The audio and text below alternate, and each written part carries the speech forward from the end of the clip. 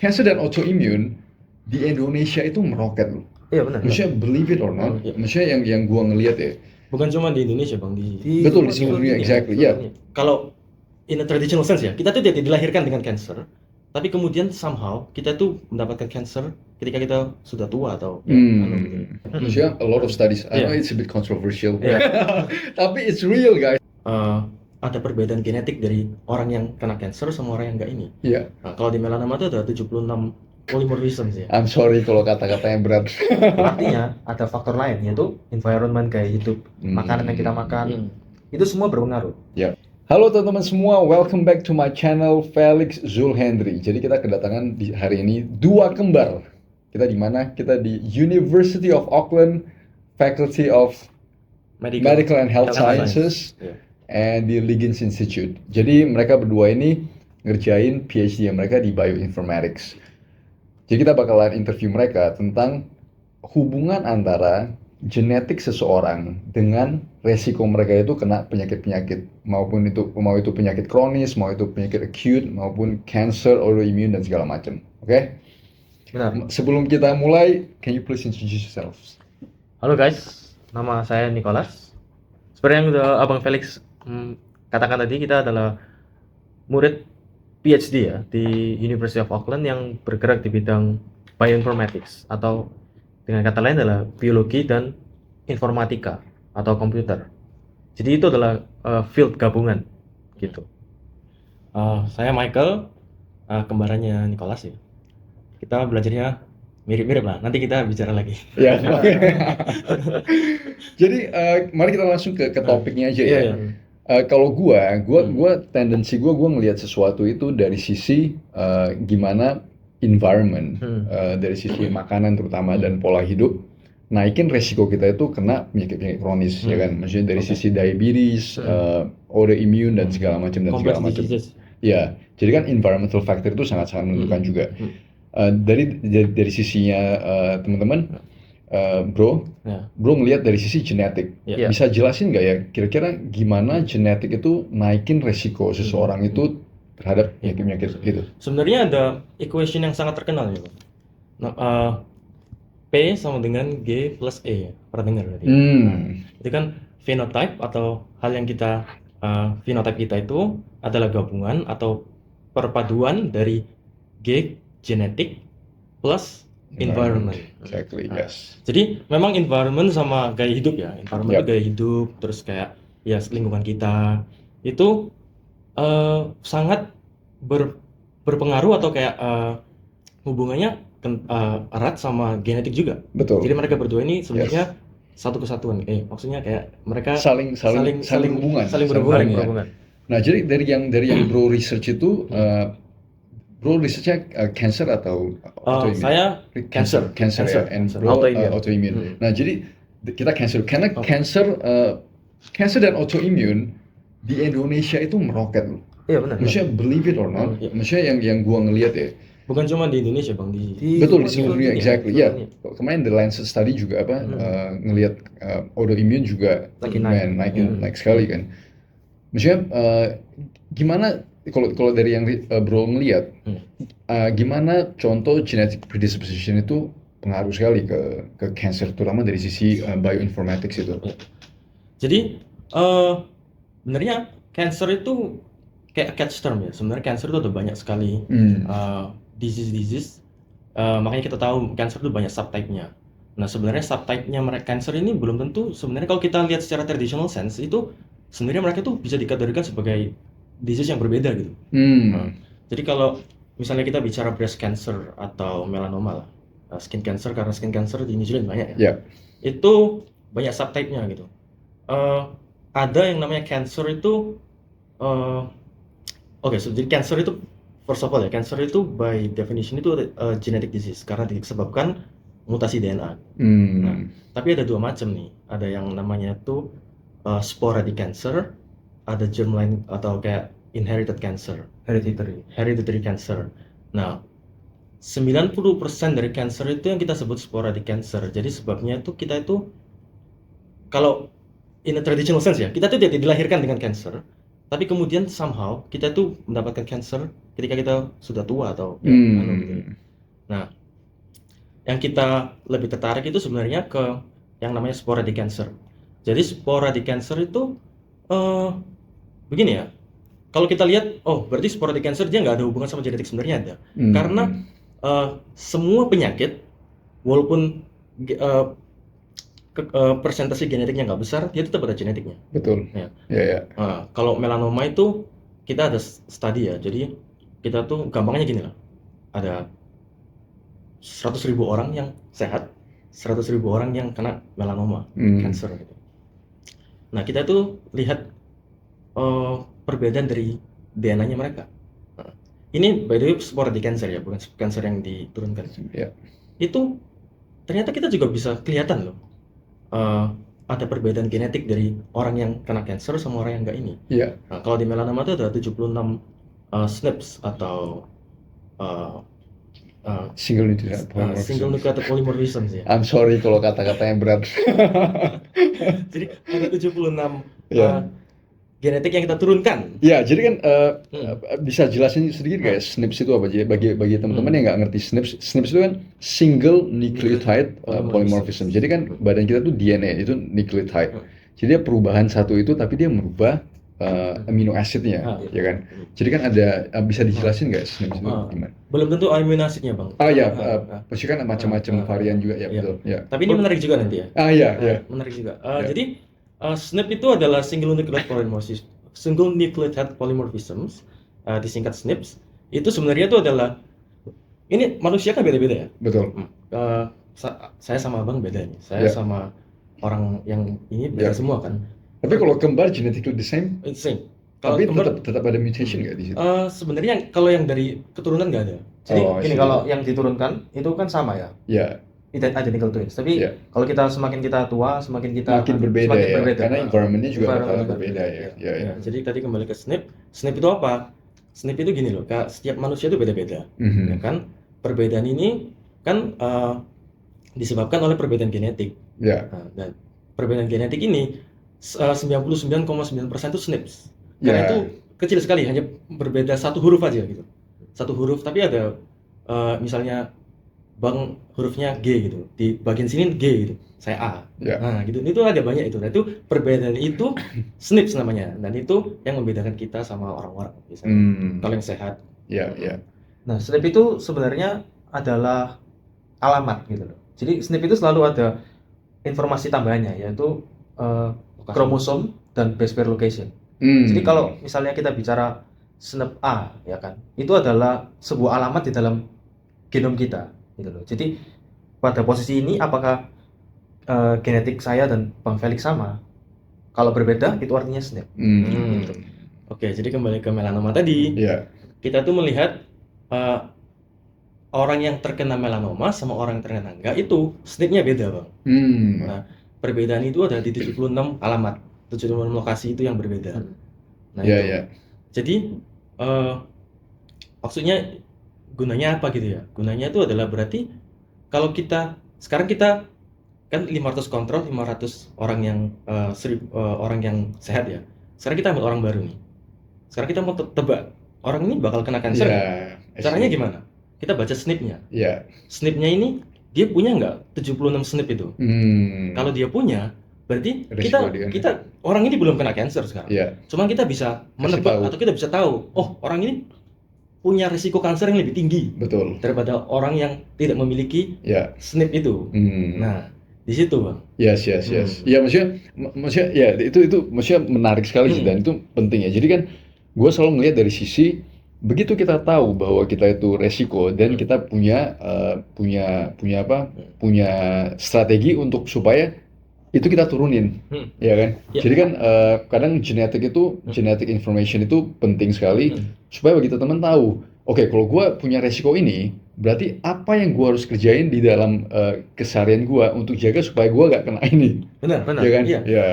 Saya mau tambahin ya. Setiap penyakit itu ada yang kita beri nama sebagai heritability score. Nah gitu loh. Jadi penyakit misalnya ya, saya ambil contoh. Bisa dijelasin nggak heritability score? Heritability score itu adalah angka, jadi 0 sampai 1 yang mengkuantifikasi seberapa diturunkannya penyakit ini. Ya.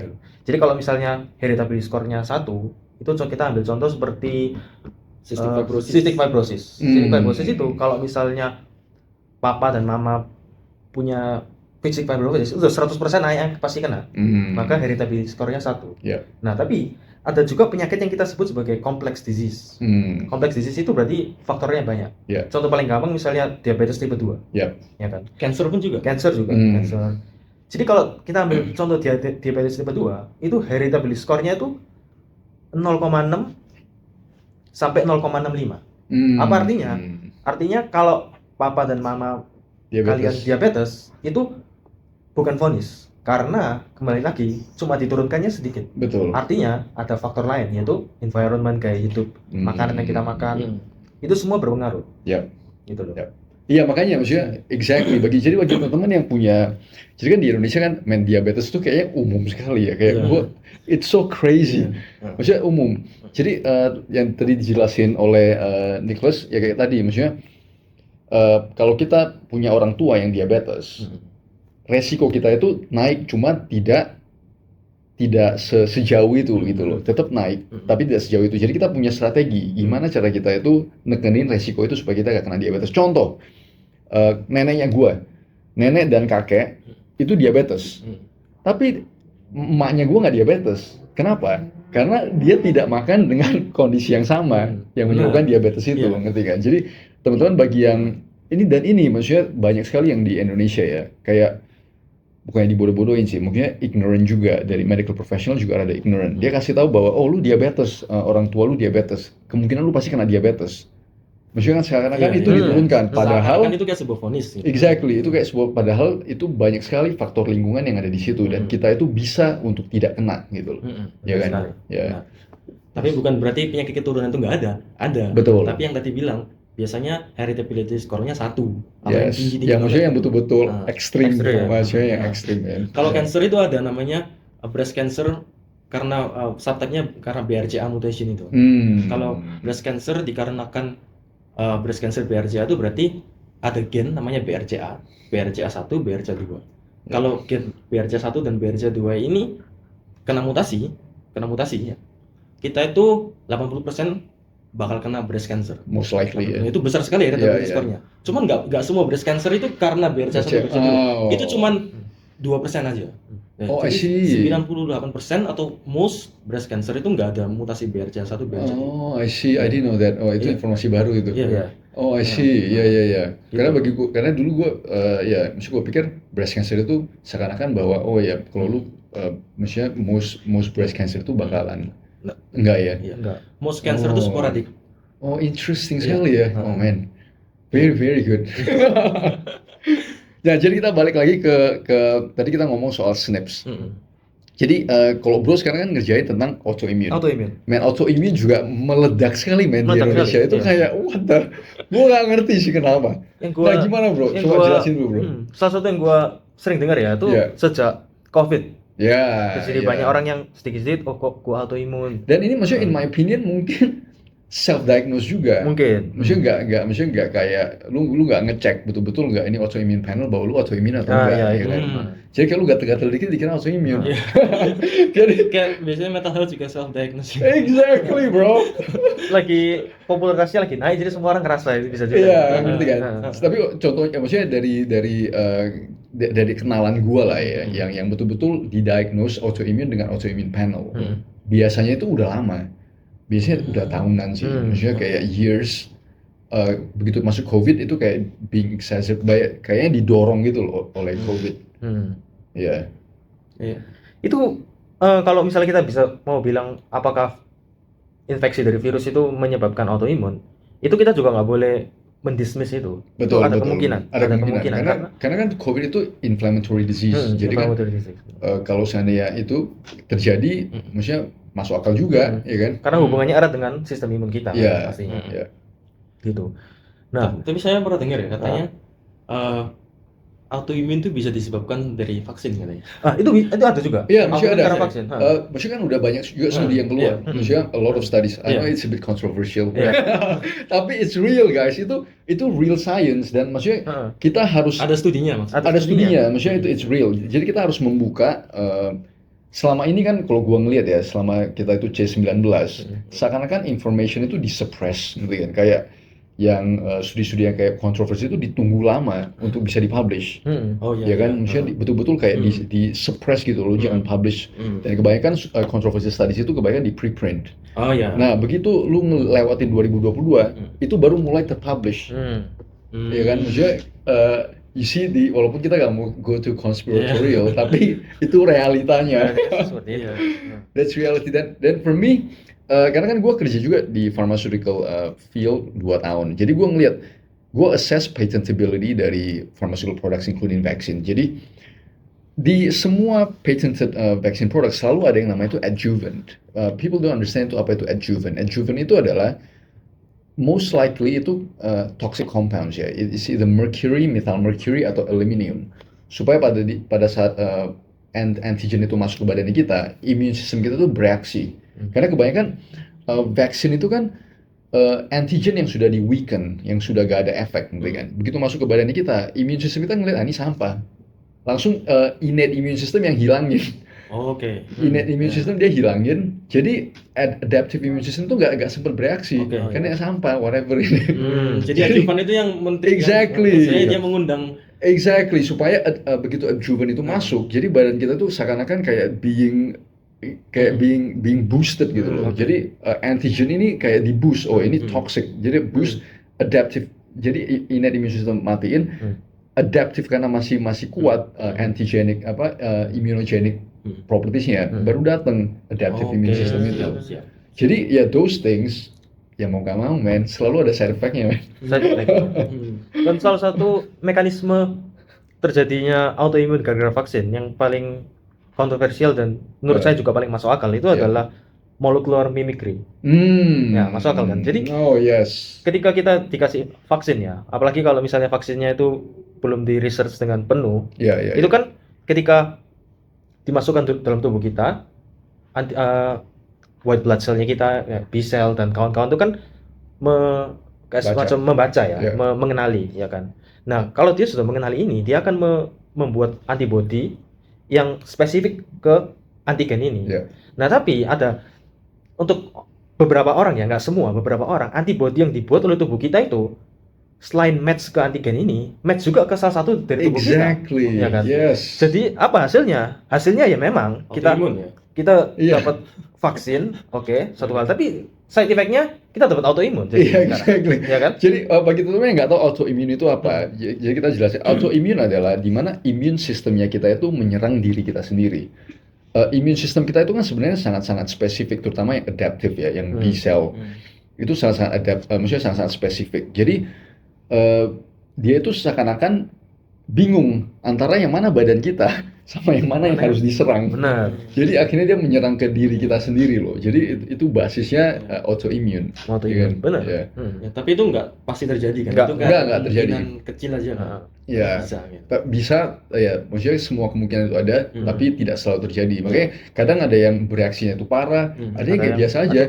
Kayak what the hell, kayak gak ada apa-apa kan. Iya. Jadi itu juga sih. Kadang kalau gue ngelihat di situ juga genetic plays a factor kan. Maksudnya kan kadang ada orang-orang yang emang emang bereaksi itu berlebih dibanding dengan orang yang biasa. Pokoknya kalau ada kejadian di mana kita melakukan treatment yang sama tapi orang responnya beda-beda, itu pasti kemungkinan besar pasti genetik. Karena orang tuh beda karena genetik. Betul. Gitu. Jadi yang bro sekarang research itu betul-betul kita balik ke research ini. Apa yang bro, gimana cara bro itu ngambil informasi genetik itu loh? Dari mana kita? Informasi genetik. Iya. Sebenarnya paling informasi genetik itu ya diambil dari selnya kita. Di dalam selnya kita kan ada DNA ya. Nah itu yang kita baca. Nah, cara ngambilnya gimana? Itu paling umum ya. Misalnya dari saliva, air liur. Juga bisa swab dari cheeks-nya kita ini kan ada sel-sel ya, itu Yeah. juga bisa diambil. Nah, tapi kalau di institut ini ya terutama, itu kita mainly kita pakai data genetik yang sudah di-sequence sama orang lain. Jadi ada misalnya grup lain misalnya di Inggris atau di Yeah. Amerika, dia sequence kayak yang tadi Bro Michael ceritakan, kayak berapa ribu orang yang punya penyakit tertentu dan beberapa ribu orang yang sehat. Tapi data ini tuh kemudian mereka upload dalam sebuah database gitu. Tujuannya ya memang untuk orang-orang seperti kita ini, yang kita yang minta akses terus kita analisa. Dari situ jadi research-nya di situ. Tapi itu menarik, itu namanya bioinformatics ya. Jadi bioinformatics itu kita menganalisa data genetik tapi pakai komputer atau computation lah, komputer. Yang menarik itu di sini Bang. Jadi mungkin kita bicara sedikit lah tentang sejarah dari genomik ya. Jadi sebenarnya kalau dari semua biological science kita bisa bilang kalau genomik itu yang paling baru gitu. Karena tahun 1950-an itu kita sudah bisa bikin pesawat terbang atau apa ya segala macam. Di situ pun itu kita masih belum tahu apa-apa tentang genetik, tentang DNA itu belum tahu apa-apa gitu. Jadi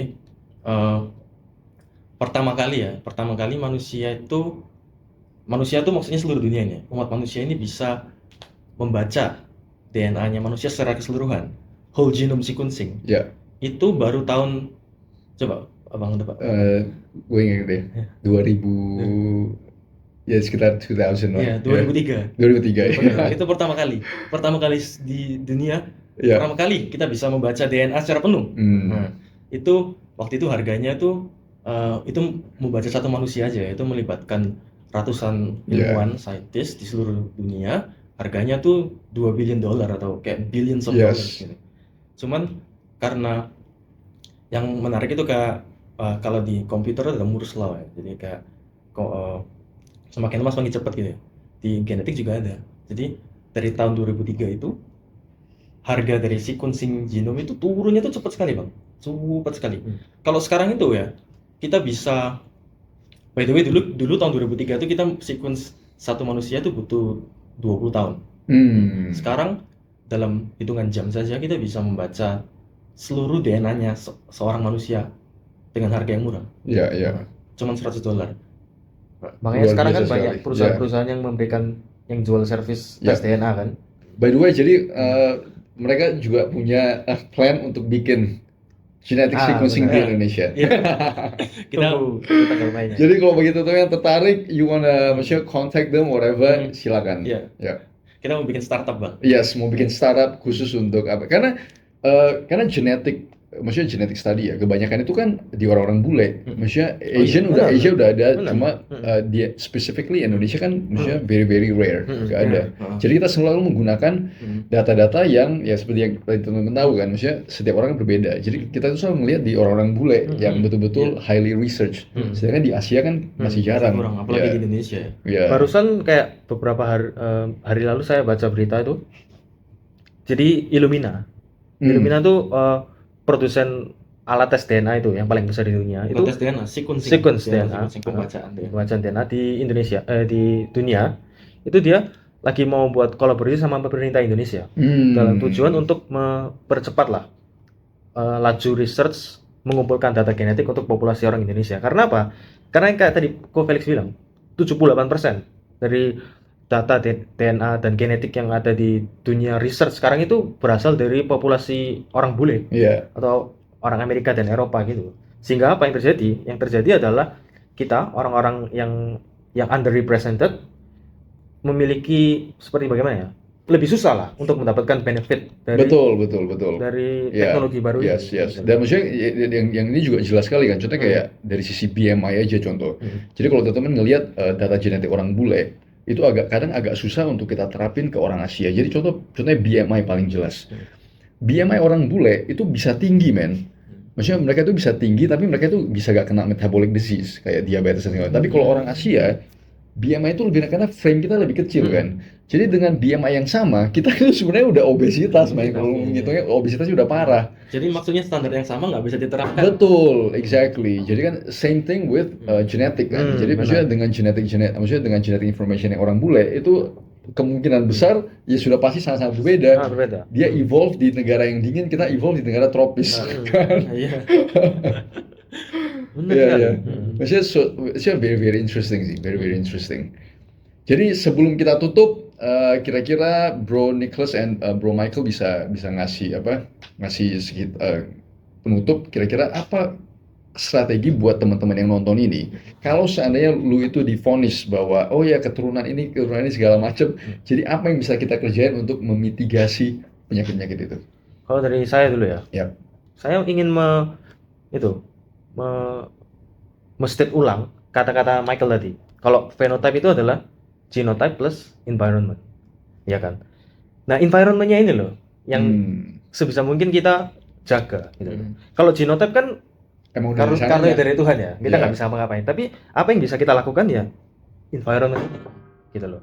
Apa yang kita makan, olahraga kita bagaimana, gaya hidup kita bagaimana, itu semua menentukan kesehatan kita. Gitu. Kalau dari saya sih, tadi kan Bang Felix bilang bagaimana cara menyikapi orang-orang yang kita divonis katanya keturunan ya. Kalau dari saya sih, lu pastikan dulu, gitu loh. Maksudnya, lu beneran keturunan nggak? Gitu. Betul. Jangan kita self-diagnose gitu loh. Betul. Ya. Jadi kalau sekarang ya termasuk startup yang mau kita buat itu kita bisa membaca risiko penyakit orang itu seberapa besar gitu loh. Yes. Semua penyakit kita bisa baca, cancer, diabetes, semua bisa. Nah itu nanti kita bisa tahu, oh kita tuh beneran punya risk yang lebih tinggi nggak? Kalau kita memang punya risk yang lebih tinggi, jangan menyerah dulu, jangan panik dulu. Karena tadi equation kan ada environment. Betul. Nah itu kalau kita misalnya kita dapat dari tes itu kita tahu, oh kita punya risiko diabetes nih, ya udah kita kontrol. Kita lebih effort lah. Betul. Daripada orang biasa. Karena orang biasa yang lain yang nggak punya risiko mungkin dia makannya lebih barbar dari kalian, tapi dia baik-baik saja. Kalau kita harus lebih lebih fokus lagi, lebih kita kontrol lebih gitu. Karena kita punya keturunan itu loh. Yes. Oh man, luar biasa sekali. Kita bakalan podcast sering sih. Hopefully. Thank you so much guys. Bagi teman-teman yang belum subscribe, please subscribe. Semoga ini bisa bermanfaat. Thank you so much.